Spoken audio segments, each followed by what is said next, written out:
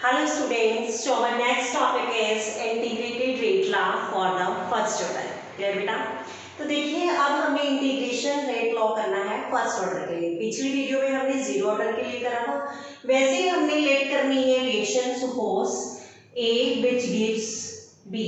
Suppose मेरे पास ये reaction है, A is the reactant and B is the product. Clear? तो बेटा integrated rate law for first order का मतलब क्या है कि जहां पर x की वैल्यू कितनी है 1, x मतलब ऑर्डर। देखिए कैसे हम क्या लेट करके चलते थे कि सपोज टाइम 0 है, टाइम 0 पे इसकी कंसंट्रेशन कितनी है हम मान के चलते थे A0 या A0। तब तक प्रोडक्ट नहीं बन रहे तो इसकी कंसंट्रेशन कितनी रहेगी 0।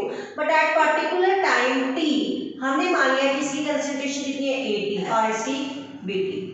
ये तो हम पिछले लेक्चर में कवर अप कर चुके हैं कि कैसे हमने निकाली थी, हम सपोज करके चल रहे हैं। क्लियर? जिसको नहीं पता होगा वो पिछले लेक्चर्स देख सकते हैं। तो 80 यहाँ से हमने डिस्कस किया था कि 80 आपको पता चल रहा है कि जैसे जैसे टाइम इंक्रीज हो रहा है तो रिएक्टेंट की कंसंट्रेशन क्या हो रही है, कम हो रही है। क्यों? टाइम बढ़ रहा है, रिएक्टेंट कंज्यूम हो रहे हैं और प्रोडक्ट बन रहे हैं। प्रोडक्ट कब बनेंगे? जब रिएक्टेंट की कंसंट्रेशन क्या होगी, रिड्यूस होगी। तो यहाँ से हमें इतनी बात तो पता चल रही है जो है यहाँ से 80 की कंसंट्रेशन A0 से क्या है बेटा, कम है। क्यों कम है? क्यों? यहाँ तो सपोज 100 थी, कुछ टाइम के बाद ये रिड्यूस होगी, सपोज 40% रिड्यूस होगी, तो 100 माइनस 40 कितना बचा 60। तो ये इनिशियल कितनी थी आपके पास 100, तो यहाँ से फाइनल जो रिएक्टेंट की कंसंट्रेशन है वो कितनी रहेगी 60%। क्लियर? ये इनिशियल है and this one is final. तो ये हम पीछे भी डिस्कस कर चुके हैं। ठीक है, 80 की कंसंट्रेशन यहाँ से क्या है लेस देन A0। तो मैं लेट करके चल रही हूँ कि सपोज यहाँ से इनिशियल कंसंट्रेशन में से सपोज मैंने क्या कर लिया कि सपोज x जो मोल्स हैं वो क्या होंगे, कंज्यूम होंगे। क्लियर? और वो किसके इक्वल आ गए 80 के। जितने यहाँ पर कंज्यूम हुए उतने यहाँ पर क्या है प्रोडक्ट बने, वो किसके इक्वल आ गए Vd के। हमने पिछले लेक्चर में डिस्कस किया था with respect to stoichiometric coefficient हम क्या करते हैं यहाँ से सब्ट्रैक्ट करते हैं। इसका स्टोइकियोमेट्रिक कोएफिशिएंट कितना है 1, तो यहाँ पर क्या हो गया 1x। क्लियर? तो अब देखिए अब कैसे करना है हमें। देखिए इसके लिए हमें रेट लिखना है। रेट हम दो तरीके से लिख सकते हैं, एक हम सिंपल ऑर्डर ऑफ रिएक्शन की टर्म में और एक डिफरेंशियल टर्म्स की रिएक्शन में। ठीक है, तो कैसे देखिए फर्स्ट तो rate in terms of differentiation में कैसे लिखते थे बेटा, देखिए that is a change in concentration of the reactant. Reactant कितनी है 8 विद रिस्पेक्ट टू टाइम और माइनस का साइन यूज करते थे। क्यों? क्योंकि टाइम के साथ साथ जो रिएक्टेंट है वो क्या हो रहे हैं, कंज्यूम हो रहे हैं। और इसी चीज को हम इस तरीके से भी रिप्रेजेंट करते थे माइनस के dA अपॉन dt। क्लियर है? तो डिफरेंशिएशन के टर्म्स में हम इस तरीके से यूज करते थे। But in case of order के टर्म्स में हम रेट कैसे लिखते थे जनरली, हम क्या बोलते थे k रिएक्टेंट की कंसंट्रेशन की पावर जो क्या होता था उसका ऑर्डर को हम कैसे रिप्रेजेंट करते थे x से। क्यों? एक्सपेरिमेंटली ऑर्डर डिराइव होता था। अब जो x की वैल्यू है यहाँ पर ऑर्डर हम क्या कर रहे हैं फर्स्ट ऑर्डर ले रहे हैं, तो यहाँ से x की वैल्यू कितनी हो जाएगी बेटा 1 हो जाएगी। तो पुट कर दो यहाँ से r which is equal to the k a की पावर 1, तो ये कितना आ गया r k a। Clear?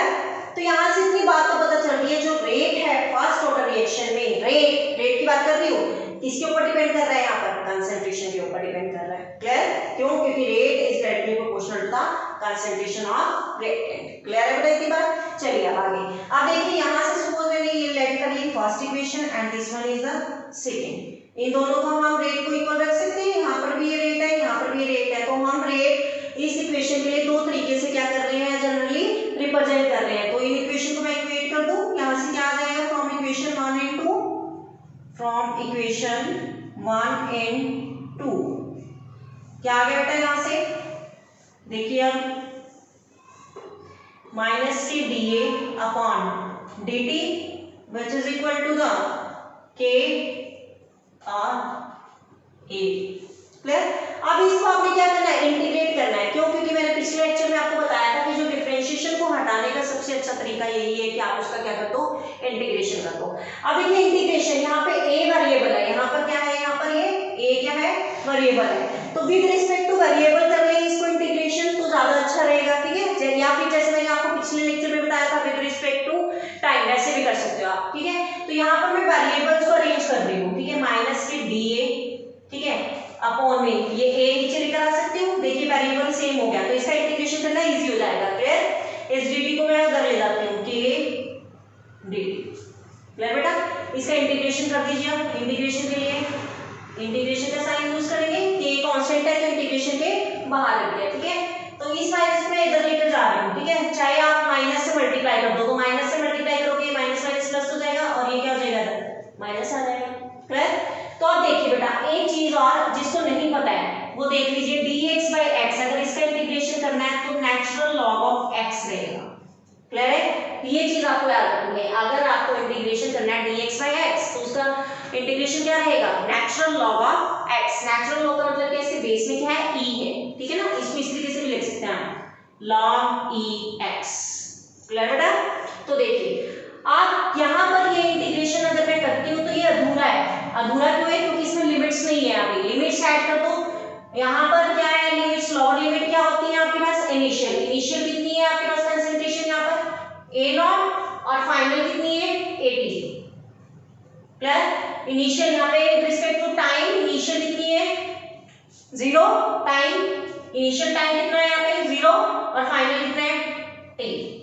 Clear बेटा।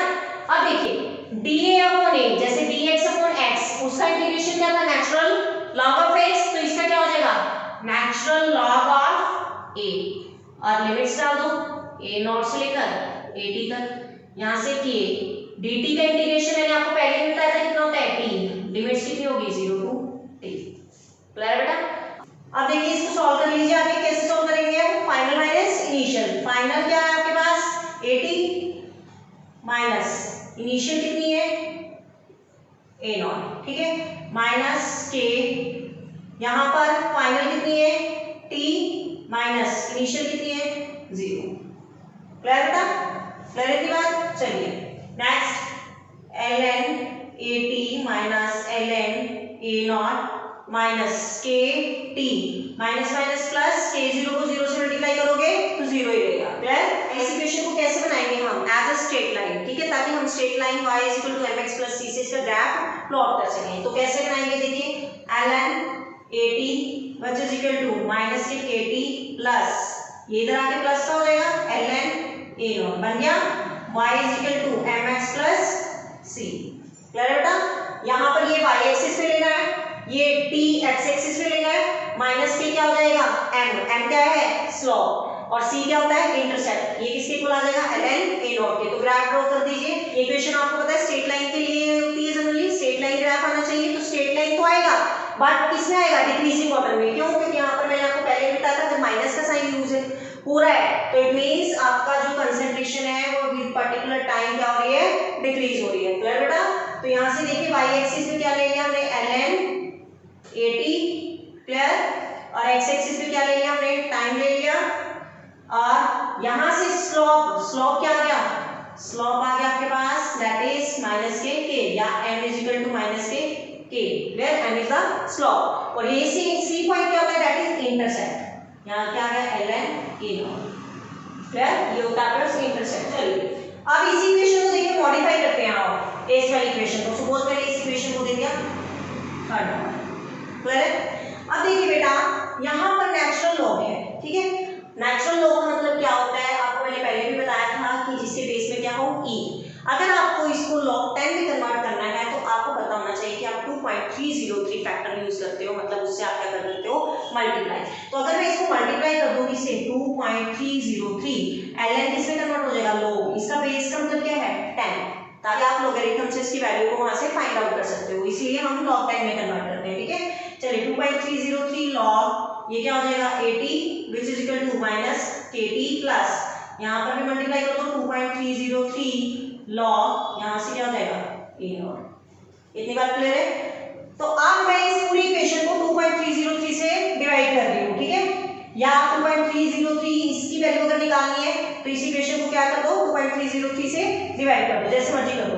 तो मैंने इस इक्वेशन को अगर पूरी को 2.303 से डिवाइड कर दिया 2.303 क्या बच जाएगा, ये कैंसिल हो गया, यहाँ से ये कैंसिल हो गया। क्या इक्वेशन आई आपके पास log 10 80 which is equal to minus kt upon 2.303 plus k log ये बेस 10 है a0। क्लियर बेटा, आ रही है समझ। तो ये equation in terms of log 10 आपकी मॉडिफाई होगी। अब देखिए अब मुझे अगर इस इक्वेशन के लिए ग्राफ ड्रॉ करना है तो मेरा स्लोप चेंज हो जाएगा, ठीक है, और जहां पर नेचुरल लॉग था वहां पर क्या हो जाएगा, लॉग के बेस पे 10 आ जाएगा, ठीक है। तो हम कैसे ग्राफ ड्रॉ करेंगे, देखिए इसका यहाँ पर सपोज मैंने क्या ले लिया log 10 80, क्लियर।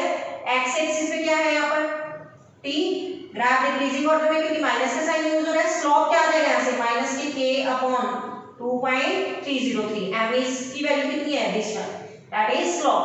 और इंटरसेप्ट कितना है हमारे पास, ये log a नॉट, क्लियर। इसके बेस में कितना है 10। तो इस तरीके से आप इस इक्वेशन के लिए क्या कर सकते हो, ग्राफ को प्लॉट कर सकते हो, क्लियर है बेटे। अब देख बेटे इसको मैंने दे दिया इक्वेशन नंबर 4। इस इक्वेशन को और मैं कैसे मॉडिफाई कर सकती हूँ, ठीक है। देखिए फ्रॉम इक्वेशन 4 यहाँ से क्या आ रही है इक्वेशन आपके पास, log के बेस में 10 80, ठीक है, which is equal to minus kt upon 2.303 plus log a naught, clear. 10 लिखने की जरूरत नहीं होती बेस में, ये अंडरस्टूड है कि अगर हम नहीं लिखते हैं कि log जो हम ऐसे लिख रहे हैं तो उसका बेस क्या है 10 है, क्लियर। अब देखिए इस इक्वेशन में मैं इसको क्या कर रही हूँ, क्रॉस मल्टीप्लाई कर रही हूँ। देखिए 2.303 log 80 which is equal to minus के kt plus log a naught, clear है बेटा।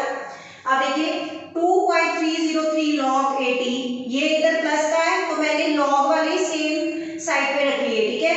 तो ये प्लस का है तो इधर आके क्या हो जाएगा, माइनस हो जाएगा, माइनस के log a naught which is equal to minus के kt, क्लियर है बेटा। नेक्स्ट 2.303 log, अब ये देखिए log m minus log n, आपने मैथमेटिक्स में प्रॉपर्टी पढ़ी होगी log m minus n, मैं लिख देती हूँ यहाँ पे log m minus log n, ये किसके इक्वल होता है बेटा, log m अपॉन n के, क्लियर है, ये प्रॉपर्टी है। तो यहाँ से 2.303 log, यहाँ से क्या है log 80 minus log a not मतलब log m minus log n, तो log m अपॉन n आ जाएगा, तो log 80 अपॉन a नॉट आ गया which is equal to kt, clear है बेटा। अब देखिए अगर मैं इसको माइनस का साइन मुझे ये हटाना है तो मैं माइनस से मल्टीप्लाई कर दूं, क्लियर है। और या फिर मैं कैसे कर सकती हूँ, ये चीज ध्यान रखना, अगर मुझे माइनस का साइन हटाना है तो मैं इस टर्म को क्या कर दूं, रिवर्स कर दूं, ठीक है, तब भी लिख सकते हैं। देखिए कैसे, ये माइनस का साइन मैं हटा रही हूँ यहाँ से, तो क्या हो जाएगा ये 2.303 log, ये ऊपर आ जाएगी term a not upon 80 which is equal to kt, clear. अब देखिए अब आपको यहाँ पे इक्वेशन मॉडिफाई करनी है, यहाँ से देखिए kt, इसको मैं कैसे लिख सकती हूँ, 2.303 log a नॉट अपॉन 80 की वैल्यू यहाँ पर कितनी है, a not minus x, clear बेटा। ये इक्वेशन बहुत इंपॉर्टेंट है, आपकी न्यूमेरिकल्स में हेल्प करेगी, ठीक है, that is equation number 5, clear है की बात, कर लोगे। ये था आपके पास integrated rate law for the first order, इतना नोट करिए फिर आगे चलते हैं। चलिए अब देखिए बेटा अगर मुझे ग्राफ ड्रॉ करना है, ग्राफ मैं कैसे ड्रॉ करूंगी, सपोज मैं ये वाली इक्वेशन ले रही हूँ, ठीक है, इस इक्वेशन को मैंने a नाम दे दिया, ये वाली इससे ऊपर वाली, यहाँ पे पहले इस इक्वेशन को मॉडिफाई करो, कैसे कर सकती हूँ, और मैं log a naught divided bye 80 which is equal to kt upon में 2.303 k अपॉन 2.303 कर सकते हैं ना इसको, मैंने क्या कर दिया यहाँ पे इस इक्वेशन को 2.303 से डिवाइड कर दिया। अब देखिए मुझे इसके बीच में और टाइम के बीच में ग्राफ ड्रॉ करना है, टाइम मैंने एक्स एक्सिस पे लिया log a नॉट बाय 80, ये कंसंट्रेशन मैंने y एक्सिस पे ली, क्लियर। तो अब देखिए ये डायरेक्टली प्रोपोर्शनल है, तो डायरेक्टली प्रोपोर्शनल है तो आप कौन सा ग्राफ ड्रॉ करते हैं जनरली, स्ट्रेट लाइन, क्लियर। लेकिन माइनस का साइन यूज नहीं हो रहा है तो डाउनवर्ड नहीं करेंगे, अपवर्ड करेंगे, क्लियर। तो इस तरीके से ये ग्राफ आ गया, क्लियर।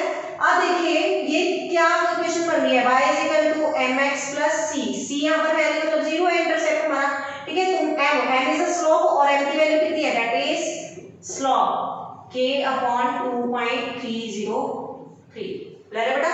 तो ये ग्राफ मैं क्यों बता रही हूँ आपको, कई बार क्वेश्चन दे दिया जाता है कि आपके पास ये y एक्सिस पे दे दिया, ये x एक्सिस पे दे दिया और ये ग्राफ प्लॉट कर दिया, आपसे पूछा गया कौन सा ऑर्डर है ग्राफ में, क्लियर। तो आपको पता होना चाहिए कि अगर हम इस तरीके से ये ड्रॉ करते हैं तो हमारे पास ये कौन सा ऑर्डर की रिएक्शंस आ रही है, फर्स्ट ऑर्डर की रिएक्शन आ रही है, क्लियर है बच्चे।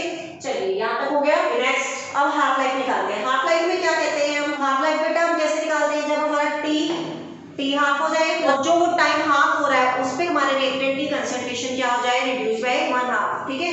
तो कंसंट्रेशन कैसे रिड्यूस होगी, हमने पीछे करा था 80 a नॉट बाय 2, क्यों, क्योंकि इनिशियल कंसंट्रेशन रिड्यूस होगी, लेकिन कहां पे रिड्यूस होगी, इस फाइनल पॉइंट पे आके ना, वही हम मान के चल रहे हैं, क्लियर। 50% रिड्यूस कहां पे होगी, यहां पे होगी, ठीक है।